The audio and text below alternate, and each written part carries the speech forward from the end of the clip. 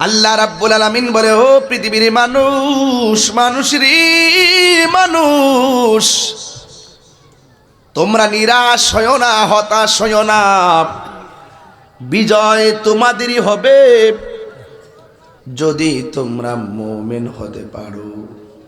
আপনারা জবান খুলে বলুন, আমরা কি মুমিন না মুনাফিক?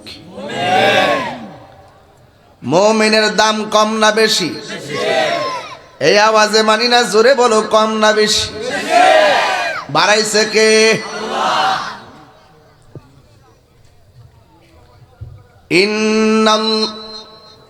আরেকটা মাহফিল আছে নাকি দিদা? ও মানে ডাব্লিউ ডাব্লিউ বন্ধ কর, আমি তো আছি। আমি এমন ভাবে কম ধরারও সুযোগ নাই। ডাব্লিউ নাম কি? ডাব্লিউ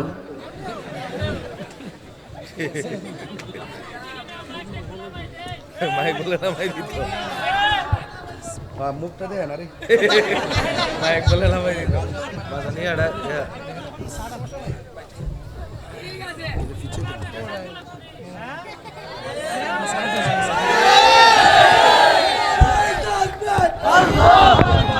এখন দেখেন নি,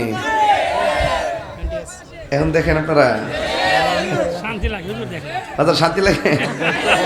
আর কত দেখতেন মাজান, 22 বছর যেতে দেখতেছেন। ওই হিডই কিন্তু হিডই মারহাবা, জোরে গান জ্বালা নাকি? বলেন, হায়াতের মালিক কে? মৌতের মালিক কে? বিজয়ের মালা দান করবে কে? মুমিনের দাম কম না বেশি? আল্লাহ রাব্বুল আলামিন বলেন, ইন্নাল্লাহা আশতারা মিনাল মুমিনিনা আনফুসাহুম ওয়া আমওয়ালাহুম বিআন্না লাহুমুল জান্নাহ। আল্লাহ রাব্বুল আলামিন বলেন, নিশ্চয়ই আমি মুমিনের জান কিনেছি, মুমিনের মাল কিনেছি জান্নাতের বিনিময়ে। আল্লাহু আকবার বলেন। কিসের বিনিময়ে? আমাদেরকে বানাইছে আল্লাহ, মাল দিছে আল্লাহ। আবার আল্লাহ বলেন, আমি তোমাদের মালও কিনলাম, জানও কিনলাম। তার মানে বোঝা গেল, বান্দাদের সাথে, মুমিন বান্দার সাথে আমার আল্লাহর একটা প্রেমের খেলা আছে না নাই? আছে, আছে না? আছে, আছে। হাই রে ও বিরামচরের বাবা, আল্লাহ বলে, ওয়াবাশশিরিল্লাযীনা আমানু ওয়া আমিলুস সালিহাতি আন্না লাহুম জান্নাতিন তাজরি মিন তাহতিহাল আনহার।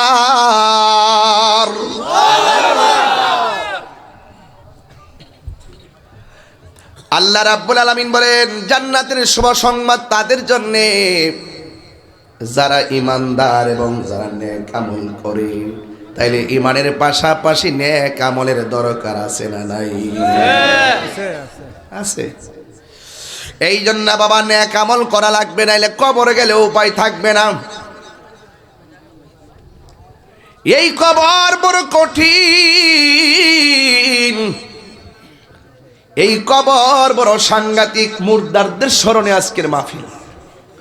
আমরা হয়তো উপরে কুয়াশা পড়বো দেখা একটা সামিয়ানা দিছি, ঠান্ডা লাগে। অনেকের শরীরে ঠান্ডার জামা, আমার কাপড়ও, আমার শরীরে একটু হালকা ঠান্ডার জামা লাগাইছি। কিন্তু একটা কবরের ভিতরে যে মানুষ পড়ে আছে, আজকে আমি যখন গাড়িতে উঠবো ঠিক ওই মুহূর্তে আমাদের এলাকার মসজিদে এলান হলো, আমার যে উকিল মা ছিল আর কি, আমার চাচি আম্মা, তিনি মারা গেছেন হসপিটালে এই আসার সময়। আবার যখন এখান থেকে মাধবপুরে কাছাকাছি আসছি, হঠাৎ করে ইমন একটা মেসেজ পাঠালো, আমার মুরিদ চোনারঘাট, নাম জেনে ইমন আসছে না, আমার মুরিদ চোনারঘাটের, সে মারা গেল। ইন্না লিল্লাহি ওয়া ইন্না ইলাইহি রাজিউন। নিঃশ্বাসের কোনো বিশ্বাস বলেন না বাবা, নিঃশ্বাসের কোনো বিশ্বাস।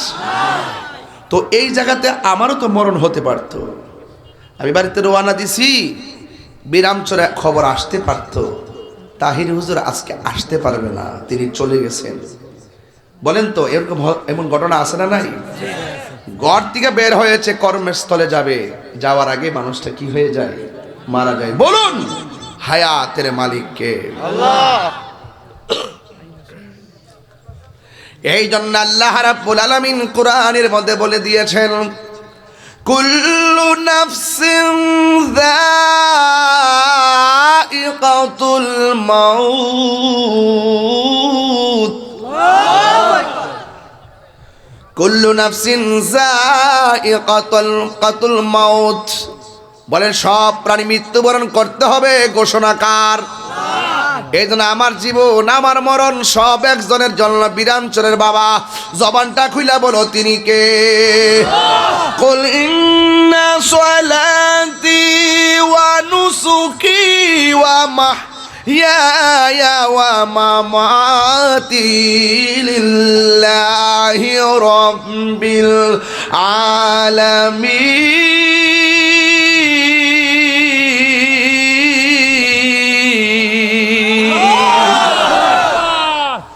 তেলাওয়াতের আওয়াজটা যেন আমাদের অলিপুরি সাহেব হুজুরের কান যায় পৌঁছে। উনি প্রায় সে ওয়াজ ওইটা কামিল আলী গান গাই, ওয়াজের মধ্যে নিশিরাইতে বলে কি গাই দেয় নাই, এগুলা একটা শান গাইছি কোন সময় না কোন সময়, এটারে আর অপব্যাখ্যা করছে। এটারে লয়ে ওয়াজে কোয়ার কিতা আছে কোন, বরং এটা কইতে পারে না তাই হিসেবে ওয়াজে যদিও মাঝে মাঝে শান টান গা, কিন্তু মূলত ঘন্টা 2 ঘন্টা ওয়াজ করে, অনেক হাদিস টাদিস অনেক কোরআন তেলাওয়াত করে, এই বালা কথা নিয়ে না।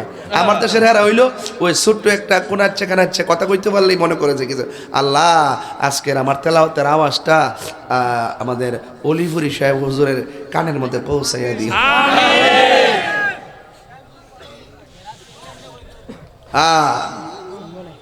আওয়াজ করে আল্লাহু আকবার। এখন আর ঠেলাঠেলি করি না, এখন আমি কইছি পরিষ্কার বাবা, এখন যেহেতু ওলামা একরামদের যুগটা ভালো আছে, ওইলা আমারে বুঝায় তোমরা দলে নও না, তোমরা বুঝাইও। একবার বুঝা বুঝা যদি দুইজনে মিলে যদি এক হইতাম পারি, তাইলে সংসদের কোনা কানা দিয়া কিছু জায়গা পাওয়া যাইব। আর যেমনে ঠেলাঠেলি শুরু করছো বান্ডেল লয়া লইয়া এই দলে সেই দলে যেমনি ঘুরতাছ, আমও হারাইবা সালাও হারাইবা। কথা কন ঠিক কিনা?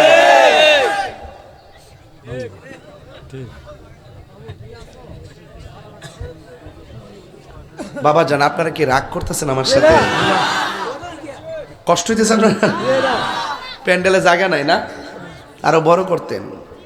আমরা সুন্নিরা তো সিন্নি খাওয়াই না, সুন্নি না, আমরা নবীর পাগল। আর আমারও তো আপনারা চিনতে চিন্তা করে ইচ্ছা মতো চিনছেন। কোন হুজুর? নামটা কঠিন না সহজ? সেদিন গেছি চাঁদপুর, এক বাচ্চা ছোট বাচ্চাকে ওই তাহির হুজুর জায়গারে, আমি মনে মনে বাবা তুইও চিনা লাইছ, তাহলে তো 10 বছর আগে আইলো আমি সুতা খুঁজে পামু। কথা কন ঠিক না? যাক হায়াত মতো কথা তোর কন জানা, একটু মহব্বত আমার সাথে বিনাই বিনাই কন। আমার মরণের কত দিন বাকি আমি জানিলাম না গো আল্লাহ, মরণের কত দিন বাকি আমার মরণের কত দিন বাকি আমি জানিলাম না গো আল্লাহ, মরণের কত দিন বাকি।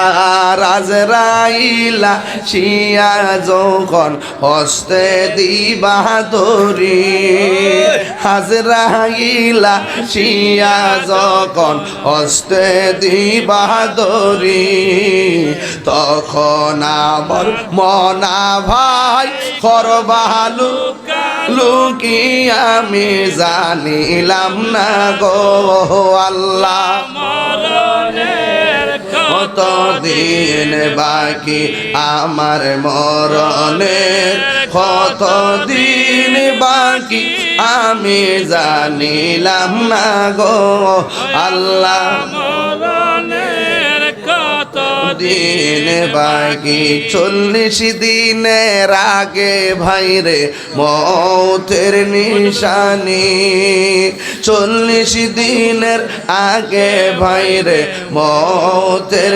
নিশানি যেই জায়গা যার মরণ লেখা সেই জায়গা সে মরে আমি জানিলাম না গো আল্লাহ মরণের কত দিন বাকি আমার মরণের কত দিন বাকি আমি জানিলাম না গো আল্লাহ মরণের কত দিন বাকি আমার মরণের কত দিন বাকি আমি জানিলাম না গো আল্লাহ মরণের কত দিন বাকি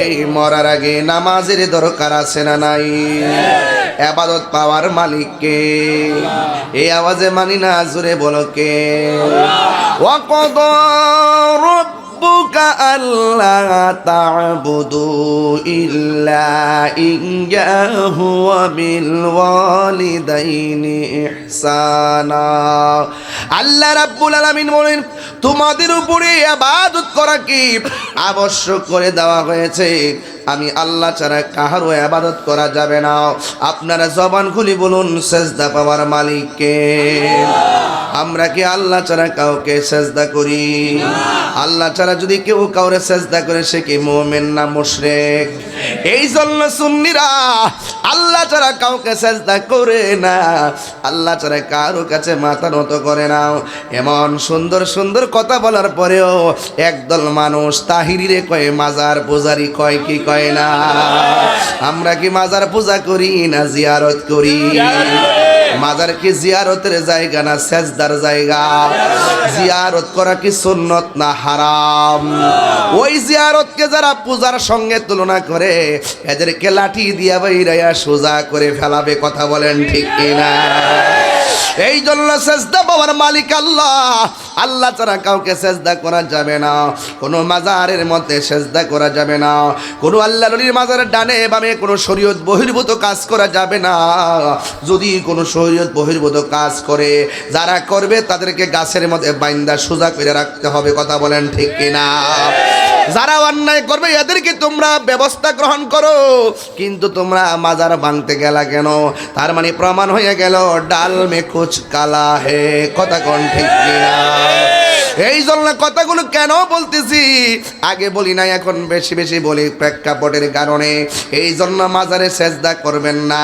মাজারের মধ্যে জিয়ারত করবেন আল্লাহ বলে আমি আল্লাহ ছাড়া কাহারও ইবাদত করা যাবে না আমি আল্লাহর ইবাদত করা তোমাদের উপরে আবশ্যক করে দেওয়া হয়েছে কারণ ইবাদতের মধ্যে সর্বোত্তম জিকির হলো আফদালু যিকরে লা ইলাহা ইল্লাল্লাহ আর ইবাদতের মধ্যে আরেকটা ইবাদত হলো সর্বোত্তম ওই ইবাদতটা হলো আফদালুল ইবাদতুস সালাত সর্বোত্তম ইবাদত হলো নামাজ হাশরের ময়দান যেদিন কায়েম হবে গো ওই কঠিন মুসিবতে সর্বপ্রথম আল্লাহ বলবেন ও বান্দা তোমার হিসাব নেওয়া হবে নামাজের হিসাব সর্বপ্রথম হিসাব নেওয়া হবে নামাজের হিসাব এরপরে আল্লাহ বলবে তোমার যে আমি সম্পদ দিছিলাম এই সম্পদটা তুমি কোন রাস্তায় ব্যয় করছো বিবরণী দাও এরপরে তোমাকে যে যৌবন দিয়েছিলাম কিভাবে তুমি ব্যয় করেছো হিসাব দাও এই হিসাব ছাড়া একটা চুল পরিমাণ সামনে যাওয়া যাবে না এই জন্য আল্লাহ বলেন আমি আল্লাহ ছাড়া কারো ইবাদত করা যাবে না ইবাদতের মধ্যে সর্বোত্তম ইবাদত হলো নামাজ আমার নবী আপনার নবী যখন অসুস্থ হয়ে পড়লেন শেষ সায়ান্নে যখন আসলেন আল্লাহর হাবিব আয়েশা সিদ্দিকা রাদিয়াল্লাহু তাআলা আনহাকে ডাক দিয়া কয় এ আয়েশা আমার শরীরটা অসুস্থ আমার সাহাবী আমার দুঃখের সাথে শোকের সাথে আমার আবু বকরকে বইল আমার মেহরাবে দাঁড়ায়া নামাজের ইমামতি করার জন্য আয়েশা কয় নবী গো নবী গো, ও মায়ার নবী, আপনার মেহরাবের দ্বারাই আমার বাবা নামাজ পড়াবে, আমার বাবার তো কলিজা ফেটে যাবে। আল্লাহর হাবিব ডাক দিয়ে গো, আয়েশা আমি হুকুম করেছি ভুলে যেও না, আমার মেহরাবে দাঁড়াইয়া নামাজের ইমামতি করা লাগবে। হুকুম দিয়েছেন রাহমাতুল লিল আলামিন। জোরে জোরে কি সুবহানাল্লাহ বলা যাবে না? এবার নবী ডাক দিয়ে কই, ও আয়েশা বলে দাও নামাজটা পড়াইবার জন্য। আমার নবী রাহমাতুল লিল আলামিনের প্রাণের সাহাবী হযরতে আবু বকর সিদ্দিক রাদিয়াল্লাহু তাআলা আনহু নবীর মেহরাবের মধ্যে গিয়ে দাঁড়ালেন। কিন্তু আমার নবী ওই ঘরের পাশেই তো মেহরাব, আমার নবী যেখানে শায়িত আছেন এই ঘরের মধ্যে কিন্তু আমার নবী থাকতেন। জি মাশাআল্লাহ। এই ঘরের মধ্যে কিন্তু নবী থাকতেন। এই ঘর থেকে মেহরাবটা মাত্র কয়েক হাতের দূরত্ব রে বাবা, একদম সামনাসামনি দেখা যায়। ওই জায়গার মধ্যে, জায়গাটার নাম হলো মিনরিয়াজিল জান্নাহ। এই জায়গার মধ্যে যায় আমি নামাজ পড়েছি রে বাজান। ও বন্ধু রে, নবীর রওজা মোবারকের পাশে যে জায়গাটা, এই জায়গার মধ্যে আমি যায় নামাজ পড়েছি। ইন দি মিন টাইমে ওই জায়গা থেকে রাসূল আল্লাহর হাবিব ঘরের ভিতরে একটা ছোট্ট জানালা, জানালার পর্দাটা ফাঁক কইরা সিদ্দিক আকবর যখন নামাজের মধ্যে দাঁড়ায় গেল, সিদ্দিক আকবরের পিছনে সবাই যখন লাইন ধরে মুক্তাদি হয়ে গেল, আল্লাহর হাবিব ঘর থেকে কোন রকম ভর কইরা দাঁড়াইয়া জানালাটা ওপেন কইরা আল্লাহর হাবিব ওই জামাতের দিকে তাকাইয়া তাকাইয়া চোখের পানি ফালায়া ফালায়া নবী কান্দেরি। আপনারা জবান খুলে কোন নবী কান্দে চোখের পানি মোবারক ফালাইয়া। আয়েশা ডাক দিয়া কয়, নবী গো,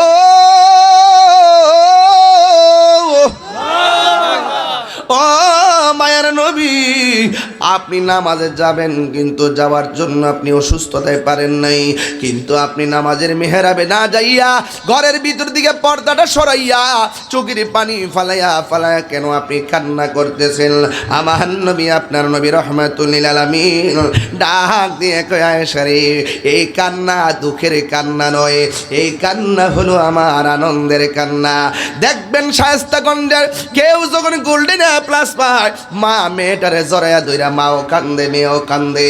এই কান্না কি দুঃখের কান্না নাকি আনন্দের কান্না? এই আনন্দে চোখের মধ্যে পানি আসে। আমার নবী ডাক দিয়ে কয়, আয়েশা রে, আয়েশা রে, ও আয়েশা, এই চোখের পানি আমার কষ্টের পানি নয়, এই কান্নার পানিগুলো আমার আনন্দের কান্না। নবীকে ডাক দিয়ে কই, নবী গো, কেন আপনি কান্দেন ব্যাখ্যা করেন। আমার নবী ডাক দিয়ে কয়, আয়েশা আমার কাছে আসো। এবার নবীর কাছ মোবারকে আসলেন। আয়েশা নবী পর্দাটা সরাইয়া দেখো তো ওরা কেমন ভাবে নামাজে দাঁড়ায় গেছে। আমার আবু বকর ইমামতির মেহরাবে দাঁড়ায় গেছে, আর আমার আবু বকরের পিছনে সবাই একটাদায় দাঁড়ায় গেছে। আমি নবী সার্থক, আল্লাহর দ্বীনের দাওয়াত আমি পরিপূর্ণ করতে পেরেছি। আমি নবী চলে গেলেও কিয়ামত পর্যন্ত এভাবেই মসজিদের মেহরাব ইমাম সাহেবেরা পাহারা দিয়া রাখবে। দেখছেন না, ইমামের বেতন হলো 4000। কত? কয় হাজার? এরপর নামাজটা পড়ায় ইচ্ছা করলে ইমামটা সিনজি চালাইলে 30,000 টাকা রুজি করতে পারতো। এরপরে মেহরাবের মধ্যে দাঁড়ায় নামাজ পড়ায়। এই জন্য কোনো ইমাম সাহেব টাকার জন্য ইমামতি করে না রে, শুধুমাত্র মেহরাবটারে পাহারা দেওয়ার জন্য ইমামতি করে। যদি টাকাই তার মুখ্য উদ্দেশ্য হতো তাহলে মাটি কাটলো এর চাইতে বেশি টাকা রুজি করতে পারতো। যে এইভাবে 5 ওয়াক্ত নামাজের টাইমে টাইমে যায়, এমনভাবে যদি একটা দুইটা চাকরি করতো এর চাইতে বেশি 8 ঘন্টা ডিউটি করে পাওয়া যাইতো। 24 ঘন্টার ভিতরে টাইমে টাইমে বারবার মসজিদে যাওয়া লাগতো না। এই জন্য ইমাম সাহেবেরা এলাকার মধ্যে শুধুমাত্র নিরীহ নয়, এলাকার মধ্যে অনেক ইমাম সাহেবদেরকে নিরীহ মনে করে, মুয়াজ্জিনদেরকে নিরীহ মনে করে।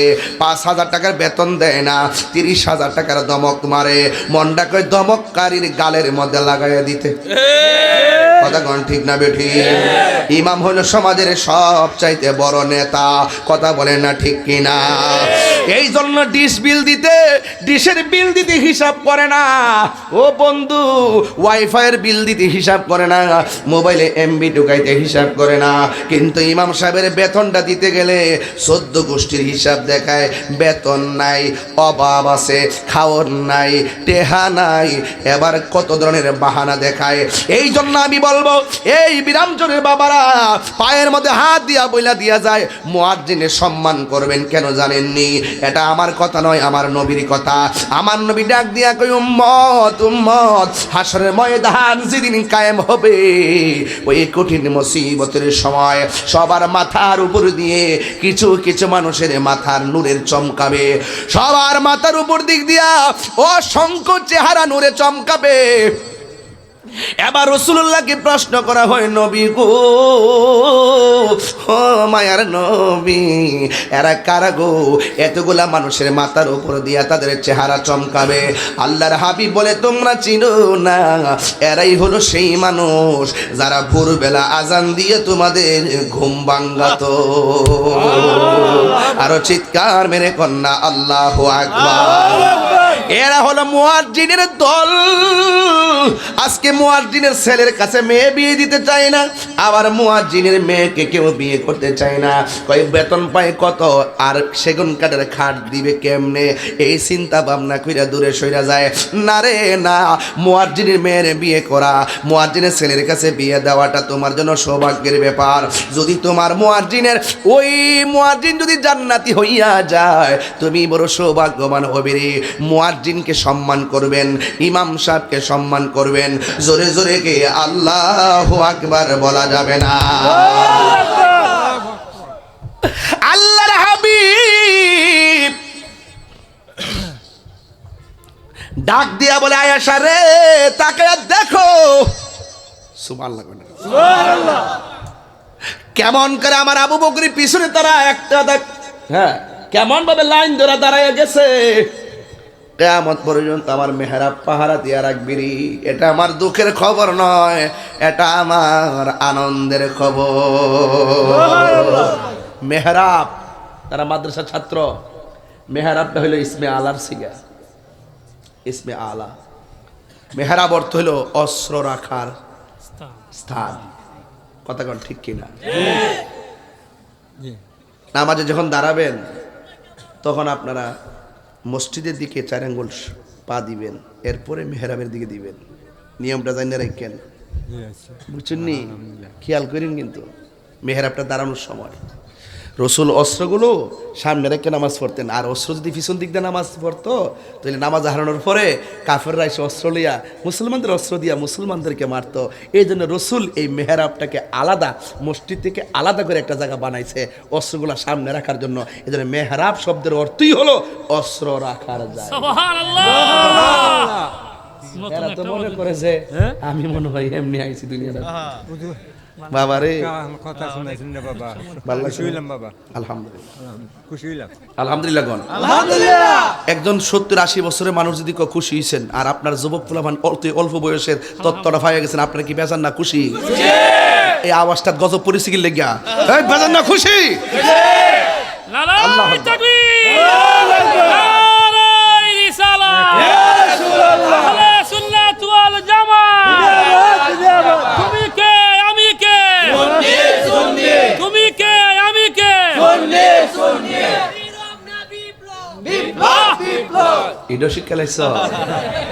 আমি তো এবার 1.5 বছরের ভিতরে এই 2টা ডায়লগ তৈরি করছি।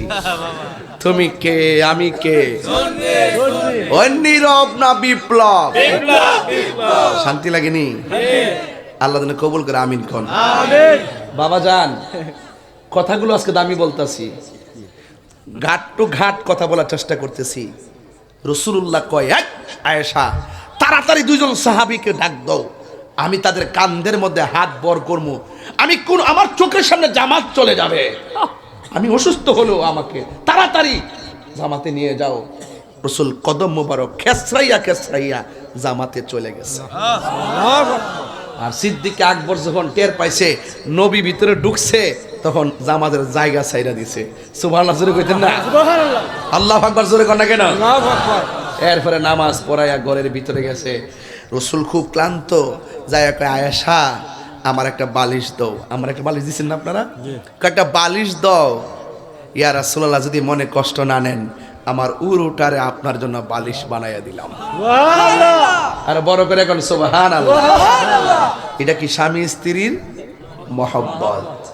স্বামী স্ত্রীর মহব্বত।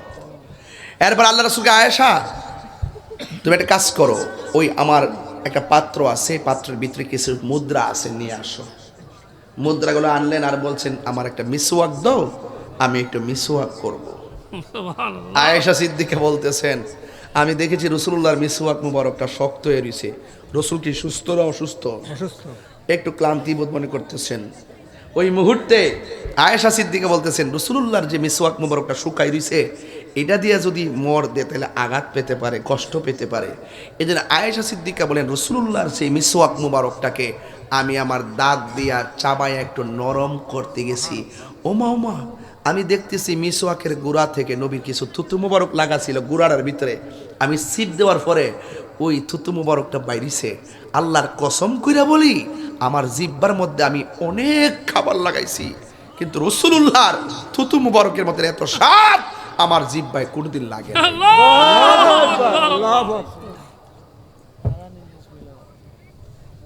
একটু শুইলেন।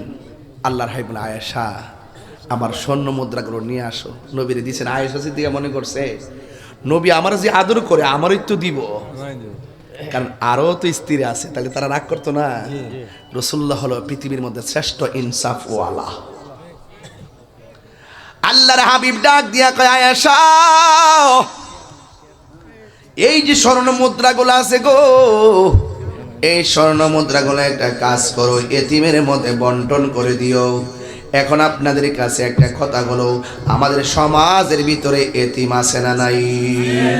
আল্লাহর হাবিব বলেন, এতিমের মাথার মধ্যে যদি কেউ হাত বুলাইয়া দেয়, ওই হাতের নিচে যতটা মাথার চুল থাকবে, আমার আল্লাহ রাব্বুল আলামিন তার আমল নামায় সেই পরিমাণ সওয়াব দিয়ে দিবে।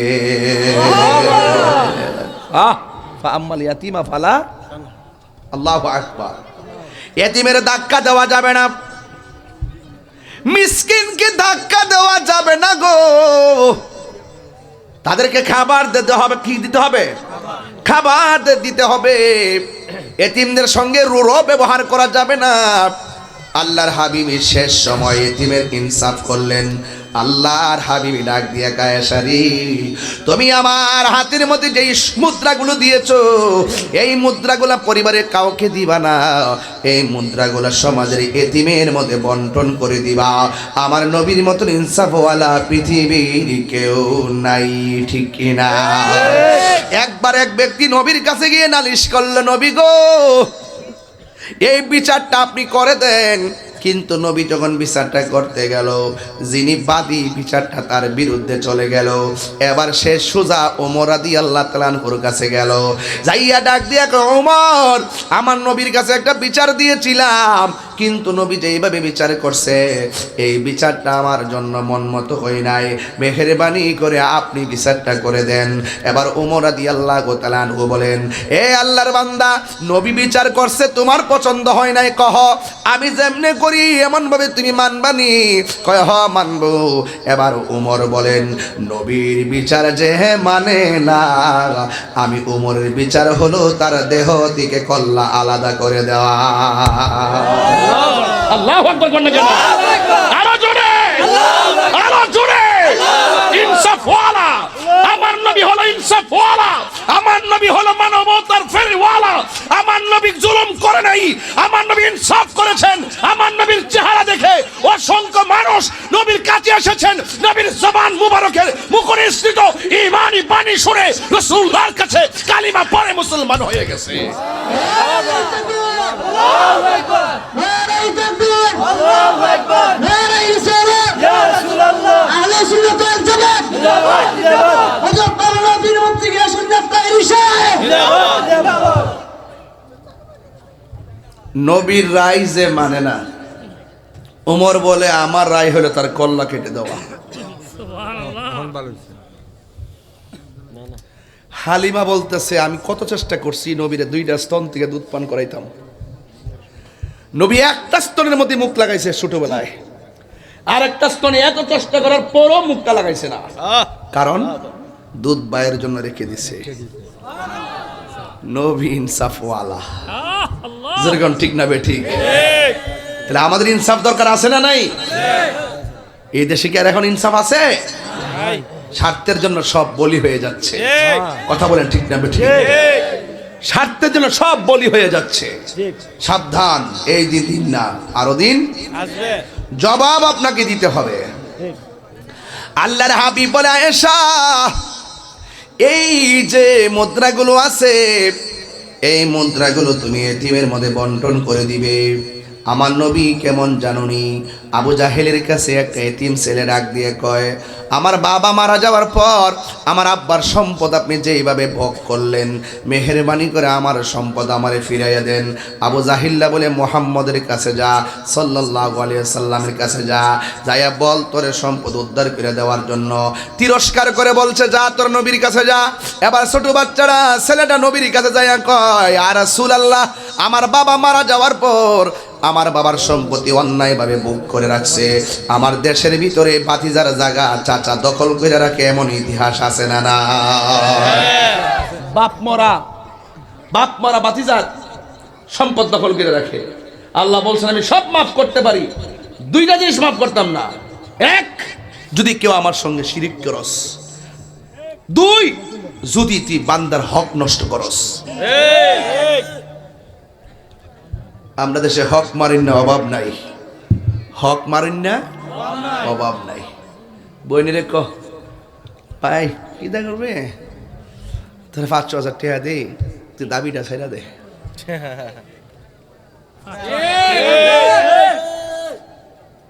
সাবধান, একদিন কবর দেশে যাইতে হবে। পরের জায়গা পরের জমিন, আমি তো সেই ঘরের মালিক নই। কি ঠিক আছে নি? পরের জায়গা পরের জমিন, ঘর বানায় আমি রই, আমি তো সেই ঘরের মালিক নই। একবার আবার কয়েকবার হইলে বন বেড়ায় কে লেগে হেন, এটার উত্তর দিব সময় মতো। এই পৃথিবীর সব মুসাফির।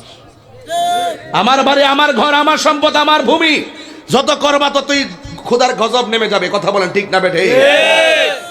সময় মতো দিন, এটা জমাই রাখছি সব। পরে জায়গা পরের জমিন, ঘর বানায় আমি রই, আমি তো সেই ঘরের মালিক নই। সেই ঘরখানা যার জমিদারি, আমি পাই না তাহার হুকুম জারি। সেই ঘরখানা যার জমিদারি, আমি পাই না তাহার হুকুম জারি। আমি পাই না জমিদারের দেখা, আমি পাই না জমিদারের দেখা, মনের দুঃখ কারে কই, আমি তো সেই ঘরের মালিক। আমার যুবক পোলাপান মুখ খুলেন। পরের জায়গা পরের জমিন, ঘর বানায় আমি রই, আমি তো সেই ঘরের মালিক। জমিদারের ইচ্ছা মতো দেই না জমি চাষ, তাই তো ফসল ফলে না, রে দুঃখ 12 মাস। জিব্বা দিছে আল্লাহ, হে জিব্বা দে গালি দে, তুই যে দিছে তার না রাখবে, যে দিছে তারা না ডাকবে। জমিদারের ইচ্ছা মতো দেই না জমি চাষ, তাই তো ফসল ফলে না, আর দুঃখ 12 মাস। আমি খাজনা পাতি ছবি দিলাম, তবু জমিন আমার হয়ে যে নিলাম। আমি খাজনা পাতি ছবি দিলাম, তবু জমিন আমার হয়ে যে নিলাম। আমি চলি যে তার মন জোগায়া, আমি চলি যে তার মন জোগায়া, দাখিলায় মিলে না সই, আমি তো সেই ঘরের মালিক নই। পরের জায়গা পরের জমিন, ঘর বানায় আমি রই, আমি তো সেই ঘরের মালিক নই। ঠিক কিনা? অন্যায় বাবা কাহারো সম্পদ ভোগ করে খাওয়া যাবে, অন্যায় ভাবে কাহারো হক মাইনা খাওয়া যাবে না, না না না। যদি অন্যায় ভাবে কাহারো সম্পদ বুক করে খাও, আল্লাহর কসম করে বলি, আল্লাহ বলেন আমি তোমাদেরকে কখনো ক্ষমা করব না। এবার ছোট বাচ্চারা নবীরে ডাক দিয়ে কয়, ইয়া রাসূলুল্লাহ, নবী গো, ও মায়ার নবীজি, আমার বাবার সম্পদ আবু জাহেলে বুক কইরা খাইতেছে, সে বলছে আপনার কাছে আয় নাকি আমি নিতাম। একটু মজা কইরা বলছে। আল্লাহর হাবিব তো অধিকার প্রতিষ্ঠা করতে আসছে, কতক্ষণ ঠিক না বেটি?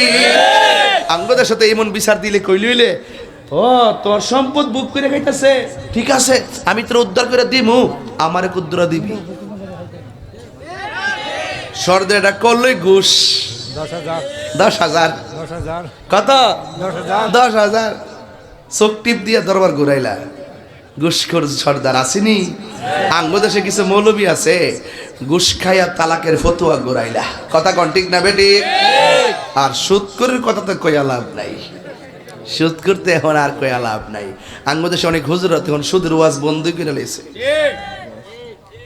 ডরে ডরে।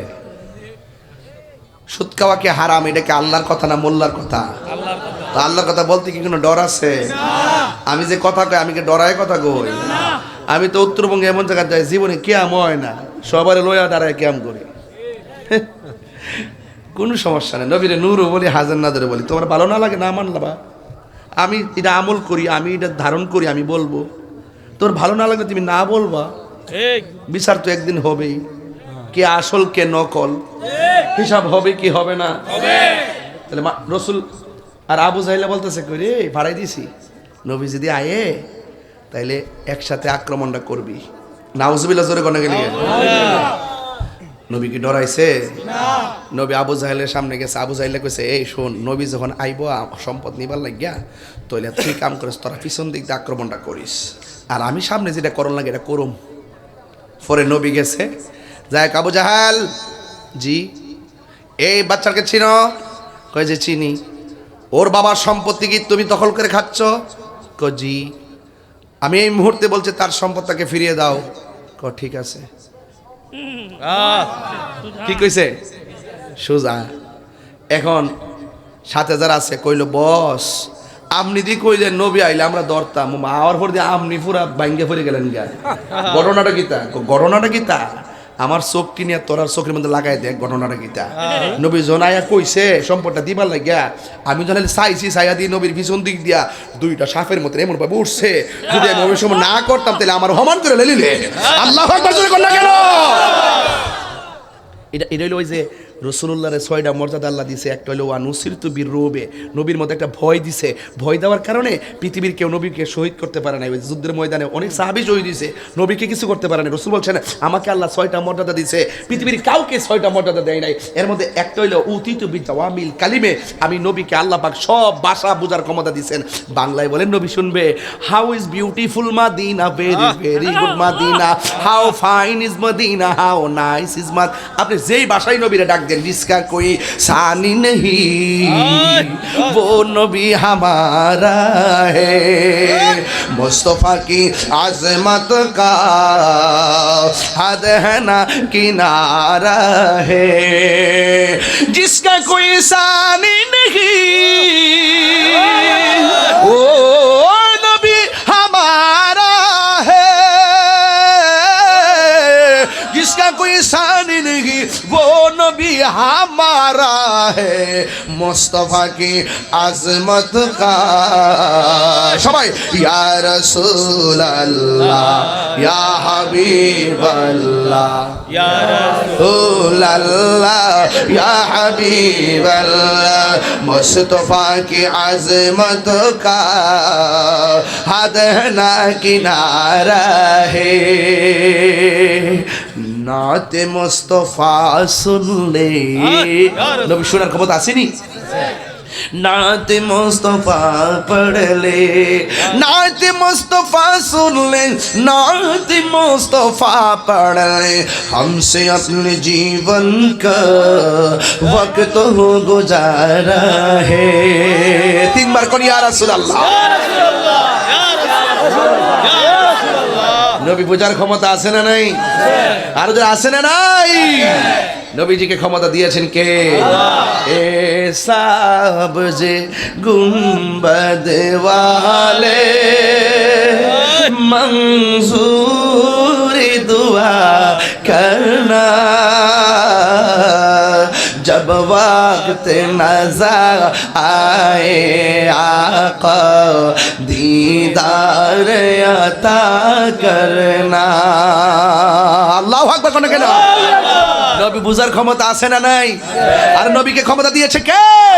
রাসূল বলে উতিতু বিজাওয়ামিল কালিমে, যত ভাষাগত জ্ঞান আছে সব আমাকে আল্লাহ দিয়েছেন। আরেকটা হলো এই পৃথিবীর সব জমিনটাকে আমার জন্য আল্লাহ মসজিদ বানাই দিয়েছে। আরেকটা কি? কই ওয়ানুসিরতু বিরুবে, আল্লাহ আমার মাঝে এমন ভয় দিবেন কেউ আমাকে সামনে আসলে ডরাই যেত, পিছন দিক দিয়ে দাঁড়াই যেত।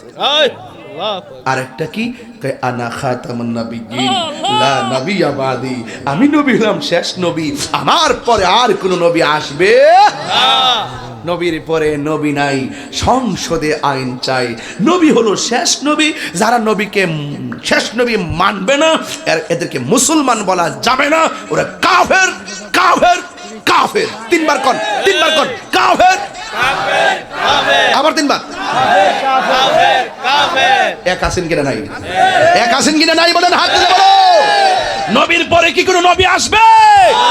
যারা নবীর ইজ্জতের চাদর ধরে আঘাত করেছে, আমাকে যেইভাবে আমার উস্তাদকে কেউ সম্মানহানি করলে আমার গায়ে লাগবে, আমার মাকে সম্মানহানি করলে আমার গায়ে লাগবে, আমার বাবাকে সম্মানহানি করলে আমার লাগবে। আমার নবীর ইজ্জতের চাদর হলো খতমে নবুয়ত। এই খতমে নবুয়তের উপরকে যারা অস্বীকার করবে তাদের সঙ্গে জিহাদ হবে, লড়াই হবে। কথা বলেন।